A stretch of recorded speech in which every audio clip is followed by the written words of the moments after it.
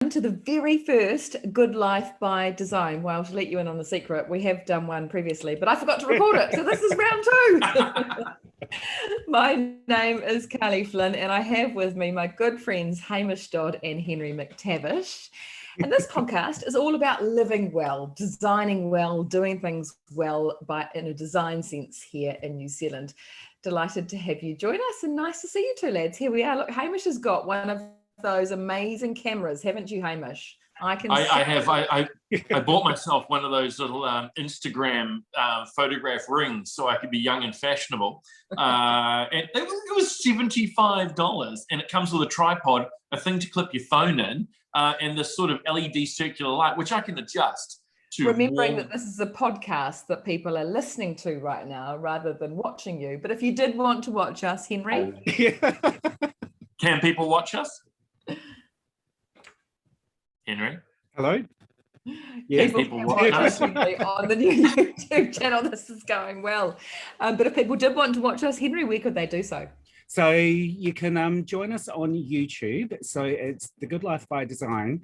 Also, check out Instagram as well. We do have a page there, and we've also got our Facebook page.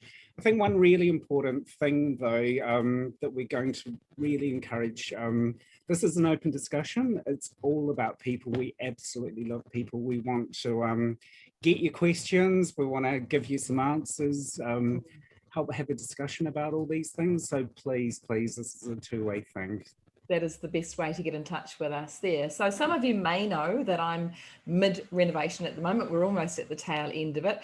Been really blessed to have had my friend Hamish, designer extraordinaire Hamish Dodd, holding my hand along the way with lots of late night texts. And of course, Henry's been working in universal design and green design for a long time as well.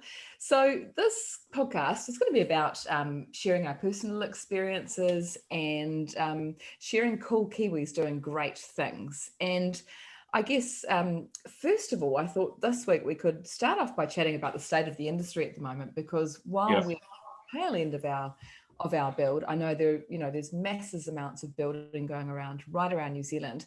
But it seems to be that because of the global pandemic, we're starting to really feel the effects of some shortage of supply, things like timber, tiles, paint even being stuck on ships. So what's your experience been, Hamish, in the interior design business, working on a day-to-day basis? Well, look, I mean, certain things have taken forever anyway. Anything that came out of Italy was bad before COVID. Now it's just absolutely diabolical. There's been a fundamental shift with people wanting to purchase stuff that may be more Kiwi made. And even they are starting to struggle now, not because of COVID delays, but because of demand. I've had a range of clients saying to me, look, we went and looked at a couch and they're telling us it could be 6 months. What can we get in New Zealand? And I'm like, well, you can get something in 6 months because everyone wants Kiwi made, which is wonderful. I have noticed that in the beginning, it was fundamental materials that you couldn't get. Now it is starting to be things like people aren't able to get spare parts for appliances. So servicing can be a bit of an issue sometimes. I've noticed that when it comes to joinery hardware, certain things, it's not that they're not coming and that you can't get them. It's just they're going to be delayed. So I guess my advice here is just be patient. Flashings. Who knew that flashings were a thing? But we just cannot get flashings at the moment. Yeah, and that's right. And there's a lot of things you see that are actually made offshore that we don't realize are made offshore. And people can often say things like, we need to fire back up and make those here. However, to tool up and do that in a hurry, this is not going to happen. I think so, and I'm seeing it everywhere, right? I recently needed glasses, which I'm not wearing right now. I should be, then I can see you guys clearly. But I was horrified that the lenses in my glasses actually weren't made in New Zealand. They were made in Australia. And the optometrist said, honestly, if we made them here, they'd be twice the price. It's economies of scale. And I went, fair call, totally get that. I'm happy paying my $1,200, not $2,500 for my glasses. So this is a win. But yeah, there's lots of little things that are sort of holding up the industry and the game at the moment, from fabrics to couches, to floor coverings, tiles, things like that. All sorts of stuff's taking a lot longer. And you just have to be patient. And one of the things I have noticed with tiles recently was, and my advice with this is, if you are shopping for tiles, find out from your builder when you're going to need the tiles. That's a key element. know how many you need, so what the meterage roughly is going to be, so what areas you're doing. When you go looking at tiles, say, okay, I need the tiles in 8 weeks' time. I need this many of them. I want a stone look. What have you got in stock? And when they show you what you've got, well, what they've got, sorry, there will be something that works for you, which you can get, put it on hold, pay a deposit if you need to, and then take delivery, because deliveries are something else that's been affected, not by COVID, but by demand, and it's taking a lot longer to get what you need. We couldn't get our tiles delivered this week, so I rang, and they were needed, so I rang our lovely tile people, the people at Tile Depot, lovely brother and sister duo that run the Tile Depot here in New Zealand. And I said, can I come and pick it up if I put the seats down in my 7-seater? And they said, 1.8 tons, Carly. You're going to need a truck. Henry, it's got to be a good thing, right? That we are, and that's the cool thing about doing something like this podcast in these times, is we're going to be able to share stories of clever Kiwis doing cool things. Oh, definitely. And I think, where there's been a lot of Kiwi ingenuity that perhaps in the past has struggled through pricing and ease of supply, this has really put their story back on the forefront. Kind of one thing that is going to be really exciting exploring, and Hamish, you might have some input with that. Are we going back to a Kiwi style, and can you see kind of Kiwi innovation and Kiwi creativity kind of coming back in a flurry? Yeah, you're right, Henry. I am seeing a lot more of that, and people are actively asking for New Zealand-made products based on the fact that they think they're going to be easier to get, which in some parts is true. I believe that there are some amazing Kiwi designers, furniture design, textile design.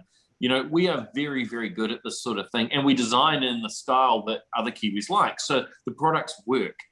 We're pretty innovative when it comes to different, styles of roofing and cladding and things like that are made in New Zealand. So hopefully what it means is that the demand's high, that these companies get bigger orders, and where they might have been struggling, they won't now. And we're going to see even more innovation come out of this with people shopping with New Zealand made. No, definitely. And I think kind of that's going to be something that we're really going to explore, because, I was recently talking to an interior designer for Canada. And, one interesting comment that she had was, the colours are completely different. And gosh, Kiwis like their smoky kind of greens. And, I've recently been down in Westport, and for me, kind of leaving the city, it's been really beautiful kind of getting back to New Zealand nature, and I didn't realise how important the colours, the landscape, how influential that is in kind of the decision making. And it's a voice that belongs to New Zealand, is part of New Zealand spirit, and it's great seeing that come back. Absolutely. We've just painted the exterior of our house a really cool sort of resin green colour. It's called Inside Back, and it's a bit like sea foam, and it's just so stunning. And then inside we've got the blues of the sky, and I personally feel those colours are really quite calming. But one of the other things that I've noticed that hasn't been particularly cognizant of me, I've just realised it over time, is that my grandfather was an architect in the 50s and 60s, and they lived in a stunning home in Rotorua. And I've purchased all this coloured glass and all these interesting tiles, and the coloured glasses for the lights by a Kiwi designer called Lukeke, which I have just fallen in love with. And there's so much of a nod back to my grandparents' house from the 60s and 70s, and when we were there in the 80s and 90s. There's influence everywhere in New Zealand, and you don't, whether you realise that you are being influenced or not, this has been through osmosis. And that's one interesting thing, I think, with the previously with the housing market being so volatile, people have gone the safe route. They've looked at resale, kind of gone white on white. People are getting more adventurous. And I think this also segues into, with the whole experience with COVID, being in the home for a lot longer during our week, and the interdimensional nature that it needs to kind of fulfill. But, we're kind of expressing ourselves a bit more, and, it's absolutely wonderful. It's been positive. I wonder how many builders around New Zealand right now are sort of turning garages into offices, and previously unused little bunkers or places underneath the stairs into offices for people to work from home, because the three of us right now are all working from home. Hamish, we filmed our television show from my lounge last year during COVID. So we're working so much differently, which means we expect so much more from our homes. Are you seeing that? Yeah, it is. There's been a fundamental shift. People certainly now see the value in spending money on their properties, whether it's the garden or it's the kitchen area that didn't quite work so well with lots of people in it, or the bathroom. Well, that's a bit tired. We can do better than that. There's been a big shift. And more of it is in the value. I see that people value their homes more rather than it being a crash pad. And I don't think this is just homeowners as well. I think this is people who actually rent properties now look at it more like it's their home, it's a sanctuary. So maybe they're splashing out on stuff that they may have held back on, not necessarily for the actual physical home, but the stuff that they use inside the space. So maybe it is buying new couches, because there's been a whole sense of when you're renting to save money to buy a house, right? Whereas while you're in that space, you might be there for 3 or 4 years. So you kind of want to enjoy the space as well. I used to do it. I used to get calico curtains made for my rental properties that I was living in. I would always just ask the landlord, maybe they were just Venetian blinds. I'm like, is it okay if I put up some track? Because track's pretty cheap. And if I get some curtains made, I'll leave them there. They're just going to be calico ones, but is that cool? Yeah, no problem. So I made calico curtains for the whole rental, and it just gave me a sense of ownership of the space. I bought rugs for the floor. I got a headboard for the bedroom. You can pick up some great stuff out there at the moment. You can pay $300 for an amazing upholstered bed head if you shop around, So yeah, taking ownership of the space, buy some pot plants, make the home your own. Yeah, I guess our homes in a way have become our safe places for so many reasons. In our lockdowns, that was where we were sent to. We were sent back to our homes to stay safe. And with that came this multi-purpose use of our homes. And Henry, we will get you gardening one day, because anyone with a few pots on a front porch, you have to figure out how to cook with it. I'm not sure what your culinary expertise is like, but given that I'm mid-reno, and we got the architect, we got the consent, we locked in the builder, we bought the tiles, we all of that process. I was thinking about the couch I was going to buy and the dining room table I was going to buy before any of that. But maybe that needs to be flipped around when you're looking at good design. And is that where the value of someone like you or a good architect comes in, and that you help design a home that is multi-purpose and does tick lots of boxes? Yeah, but I think... what do you think, Henry, on that? Like, sometimes I see people choose... it's the furniture that they start with, and maybe it's because they've decided they want this big seating area, or they want a much larger dining room table because they've got an extended family living in the same space now, and that drives a bit of the design of the architecture, as opposed to the architecture just saying this is your dining room. Yeah, I think so. I'm working in green building, which is starting to have a lot of impact. But also working in universal design. So what universal design is about is every stage of life, the place should really be adaptable. It's the thought of living really, it's very people focused. So any ability, any height, it should be an inclusive space. Kind of previously there's been this idea of a norm. The norm with people doesn't exist. We're kind of fluid beings. So your needs at 5 are going to be different from your needs at 30, are going to be different from your needs at 70. But that space should be adaptable enough to be able to function within it. I think it's been a bit of a challenge, but it's having this renaissance, because I think people are becoming so much more important. I know, talking to you, Carly, kind of previously, pre-COVID days, the home was really sleep, eat, kind of run around. you were doing a lot of things, but the function of it didn't really matter. And there was this whole idea of, just adapt to it. Your homes are becoming so much more important now. And, especially with design, I just don't see why a person should have to adapt design. The design should be adapted to the person. And I guess just thinking about that universal design. We're losing you, Henry. Do you want to just check your microphone connection? Yep. Can you hear me now? It seems it should be all right now. Yeah. Toot. Okay, we'll carry on. We might get that. We might get you just to start, because we can chop that up. We might get you to start to say, talking to you previously about how pre-COVID your home wasn't, it was just, if you go from there, maybe. No, so I think one interesting thing about our lives have changed, and I think, kind of changed for the better if you start looking at design.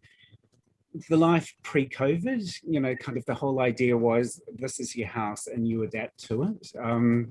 Having lived and worked and breathed in your house 24/7, suddenly the focus is really having to change.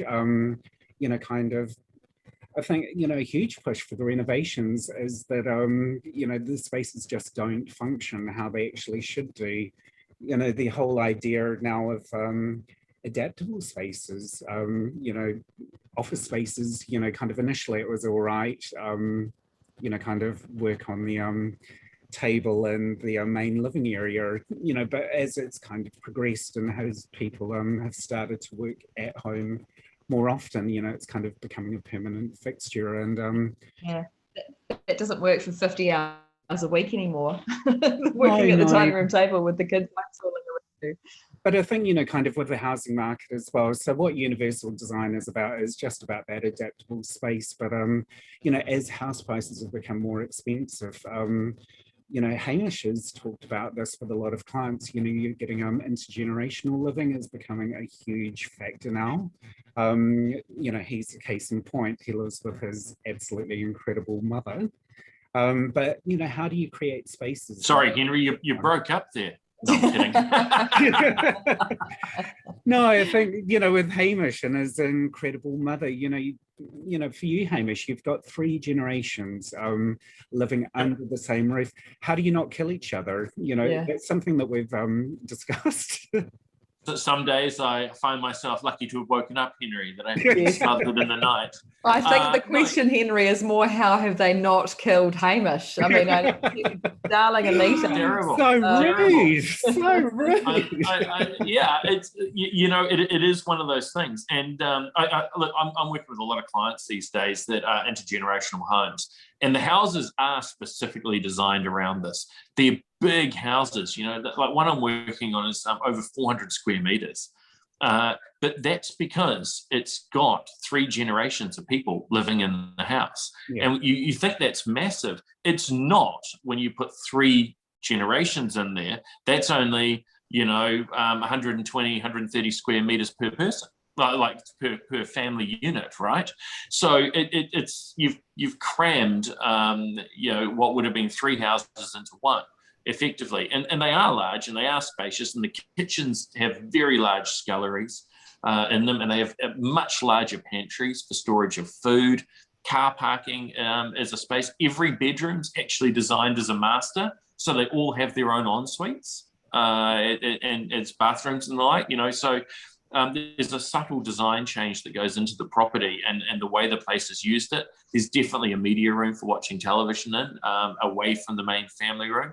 There's a larger dining room. So you do have to think about it. And it's how people end up in this fashion. My wife and I ended up moving out to my mother's when my first marriage broke up, because it was a safe place. My mum was by herself at home then. And, it was circumstance. And then obviously I met my now beautiful wife, Anita, and, when we were just seeing each other, dating, I don't know, do we date in New Zealand? Not really. Way off track. Do we need, we don't need to hear about you and Anita courting right now. Yes, we No, do. no, I'm trying to explain how I ended up. So we moved in with Mum out to the farm with the intention of building on the farm, which got blocked because for everything under the sun, they wanted to build Mill Road Corridor.